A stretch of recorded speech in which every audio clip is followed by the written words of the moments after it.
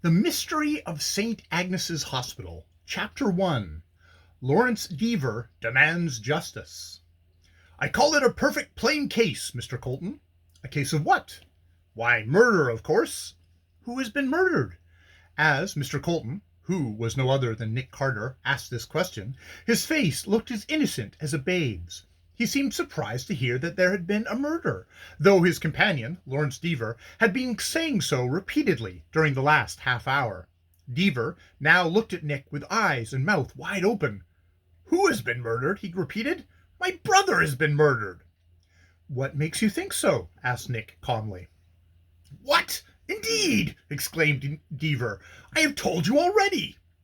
"No, you haven't. You've told me that your brother has been missing since night before last." "I told you more than that," cried Deaver. "He is known to have quarreled with that man Jarvis." "Dr. Jarvis, of St. Agnes's Hospital?"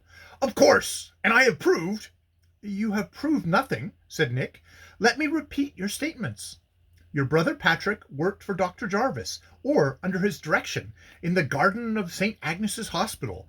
The doctor frequently remonstrated with Patrick for drinking too much whiskey, and—" "Remonstrated!" exclaimed Deaver. "That's hardly the word for it. He abused the lad. He struck him a half-dozen times during the last week."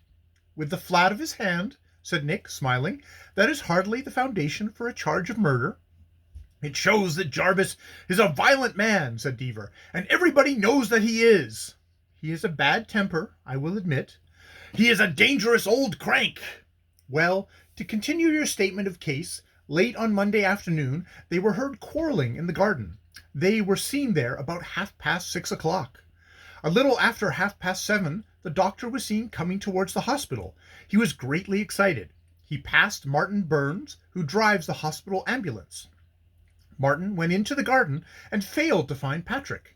Nobody can tell what became of your brother, or how he got out of the garden."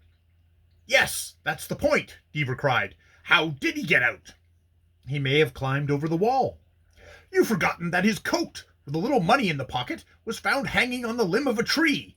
"No, I did not forget that." "Well, why did he leave it?" "I don't pretend to know." "What has become of him?" "There again I shall have to find out the facts before I answer." "I tell you he was murdered." "Now," said Nick, smiling again, "I shall have to turn your own question against yourself. If he was murdered, what's become of him?" "Well, you mean, where's his body?" "Exactly." "But do you mean to tell me," cried Deaver indignantly, "that if this man has hidden my brother's body so that nobody can find it, he will escape punishment for his crime?" "Nothing of the sort," Nick replied. "I only wish to curb your impatience." "I am not more impatient than any man in my situation ought to be. I simply demand justice."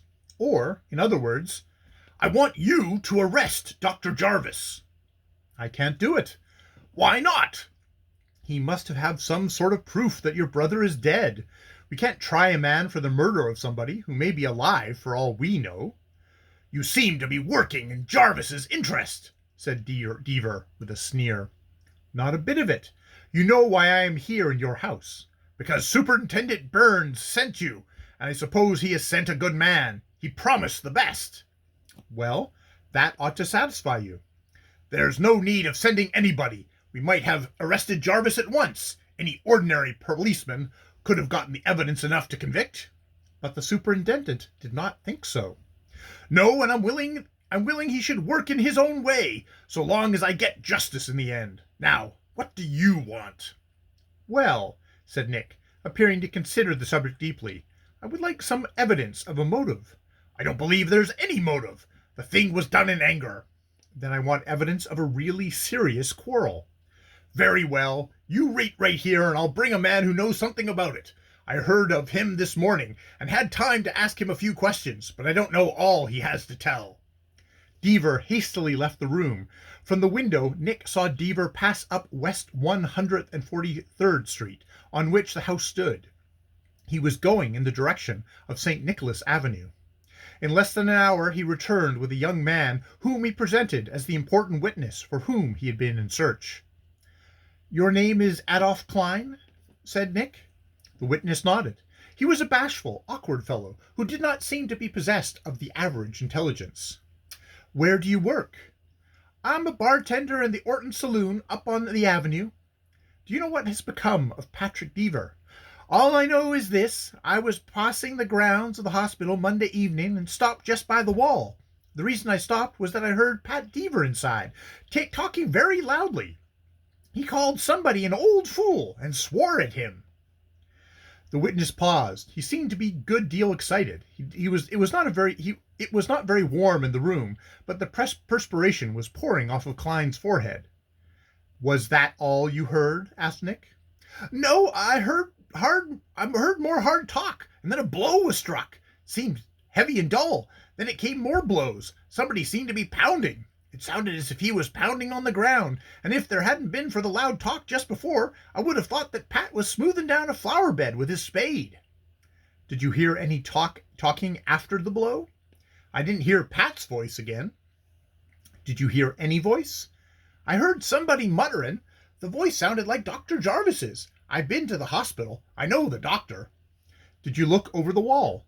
"No, it's too high there. I ran around to the gate on St. Nicholas Avenue and tried to see in, but I couldn't. There were too many trees between me and the garden." "Then what did you do?" "I went home." "Did you say anything about what you had heard?" "Not that night." "When did you first speak of it?" "This morning." "To whom?" "To Mr. Deaver. He was in the saloon, and he told me that his brother was missing." "Well," cried Deaver, who could keep silence no longer, "what do you think of that?" "It is important evidence." "You remember," Deaver continued, "that when I went to ask Jarvis where my brother was, he admitted to having quarreled with him, but he said that it ended in words. Now we know that it ended in blows." "What time was it that you heard that blow?" asked Nick of Klein.